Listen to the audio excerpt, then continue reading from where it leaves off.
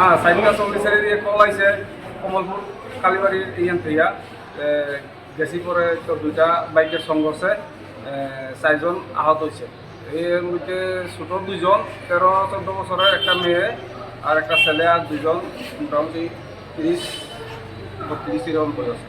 তাদের অবস্থা কেমন? তাদের অবস্থা আমরা তো এখন কিচ্ছু কইতাম না, একটু মোটামুটি শোচনীয় এমন দেখছি। অনেক তো এটা কোথায় নিয়ে আসলেন? হ্যাঁ? কোথায় নিয়ে আসলেন? কমলপুর হাসপাতালে আনাইছি।